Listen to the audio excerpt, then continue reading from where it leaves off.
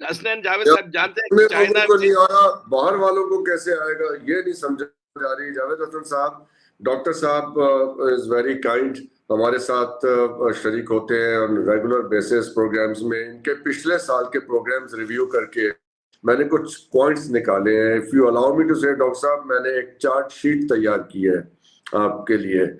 आपने स्टेटमेंट्स दी हैं, very bold statements which definitely goes with our line, bold and independent।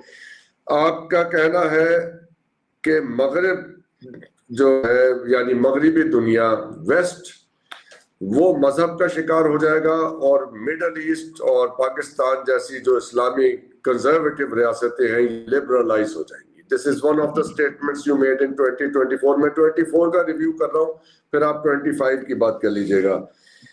फिर आप फरमाए कि मिडल ईस्ट मजबूत होना शुरू हो जाएगा, और ये नहीं अभी हमारे सामने वाज़ेह है कि जब वो मजबूत होगा तो उनमें से गालिब ताकत जो स्ट्रॉन्गेस्ट नेशन है वो कौन सी होगी या उन पे कौन गालिब आ जाएगा। नंबर 3 पे आपने फरमाया कि अमेरिका जो है बतदरीज कमजोर होगा। नॉट सेइंग कि वो बिल्कुल गलत हो जाएंगे, लेकिन उनकी ताकत में कमी आएगी और चीनी कुव्वत बढ़ेगी। लेकिन ये भी आप साथ कहते रहे हैं कि चीन डोमिनेट नहीं करेगा। डोमिनेट कौन करेगा? वो कमजोर हो गए, ये ताकत पकड़ रहे हैं, तो डोमिनेट कौन कर रहा है? We don't know. पाकिस्तान बेहतरी की तरह अगर यहाँ पे मिलिट्री लीडरशिप जो है वो उसमें तब्दीली आ जाए, ये आपका कहना है। आगे चलते हैं जी। आपने फरमाया कि Ukraine war will end with total Russian take over. जब रशिया टोटली टेक ओवर कर लेगा तो इसका मतलब है ट्रंप साहब का जो आइडिया है कि पुतिन साहब के साथ लंच करेंगे और उससे मामला रिजॉल्व होगा, it is totally against that idea. तो इसका मतलब है आप ट्रंप साहब का जो ये क्लेम है उसके साथ एग्री नहीं कर रहे। फिर ट्रंप की पॉलिसीज आपने फरमाया कि फेल हो जाएंगी। सबसे ज्यादा नुकसान इसका इंडिया को होगा। खैर इंडिया पे हम कल बात करेंगे, उसको आज टेकअप नहीं करते। लेकिन टू इंडिया, यस, आप पे एक इल्जाम है। हमारे देखने वाले कहते हैं आपको इंडिया, यू आर इंडोफोबिक, आपको फोबिया है इंडिया के साथ, आपको ताकत को आप जो है रिकग्नाइज नहीं करते, उनकी तरक्की को रिकग्नाइज नहीं करते। You are biased, plainly speaking. ये इंडिया स्पेसिफिक तो हम कल करेंगे बात। चीन इंडिया को कुछ नहीं कहेगा, चीन और इंडिया का झगड़ा नहीं होगा, तो फिर इंडिया की ताकत और का फ्यूचर जिसको आप कहते हैं कि it will be problematic in the days to come, in the years to come, तो वो कैसे होगा? वेरी इंपॉर्टेंट थिंग, मल्टीलेटरल दुनिया जो होगी उसकी सेंट्रल अथॉरिटी कौन सी होगी? Who will be that? यानी, और आपने ये भी कहा कि जो सेंट्रल अथॉरिटी होगी, मल्टीपोलर वर्ल्ड में भी तो एक ताकत ज्यादा होगी, उसके अंदर इंपीरियल गट्स होंगे। ये आपकी जो पिछले साल की गुफ्तगू है उसकी समरी मैंने रखी है आपके सामने। अब आप बताइए कि पाकिस्तान के हवाले से ये पहले सवाल पे आ जाइए। पहला सवाल ये है कि मगरिब जो है वो कैसे, मगरिब वेस्ट जो है कैसे? इट इज नहीं, आपने you have made very bold statements, आपने लोगों को परेशान भी किया और आपने चैलेंज किया है outrightly, challenging people's intelligence and wisdom. तो हमारा भी ये फर्ज था कि हम आपके सामने वो सवाल लाके रखे the start of the new year, वो हमने किया है। हम अपना भी तो एक हमारा भी तो एक प्लेटफॉर्म है जिसमें हम वी आर ऑपरेटिंग इंडिपेंडेंटली, और हम हर किस्म के अपने ऊपर हर किस्म की कैद से खुद को आज़ाद समझते हैं, but of course certain limits that we have imposed on ourselves.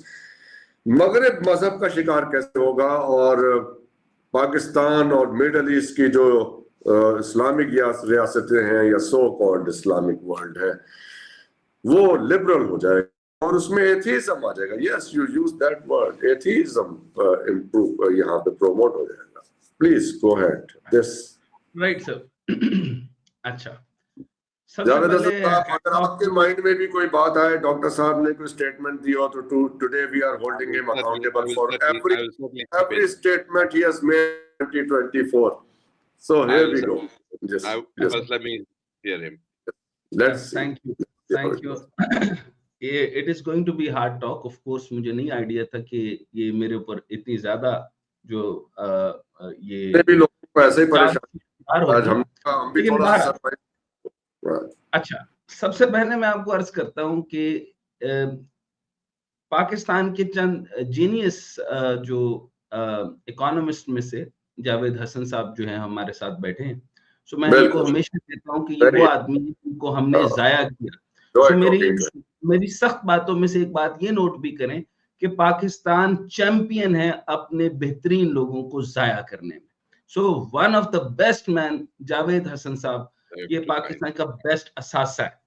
अच्छा, जीडीपी ग्रोथ के ऊपर मैं सिर्फ वन लाइनर और फिर आपका जो सवाल है, मैं आपकी पूरी चार्जशीट पर आ जाऊंगा, एक सवाल भी अलग नहीं करूंगा, मैं सिर्फ पाकिस्तान पर एक कमेंट करना चाहता हूं। वर्ल्ड बैंक, आईएमएफ और एशियन डेवलपमेंट बैंक के जितने बैंक्स हैं इस 2025 में आपको इतने कमजोर नजर आएंगे कि पाकिस्तान के पास जो आईएमएफ की फैसिलिटी है, एक सबसे पहले तो मैं आपको प्रेडिक्शन इस साल की दे रहा हूं, ये इतनी बुरी तरीके से नाकाम होगी कि आप मेरे लफ्जों को यहां पर आप मार्क कर लें। हो सकता है 2026 में आप एक और चार्जशीट दें जिसमें ये भी लिखा होगा।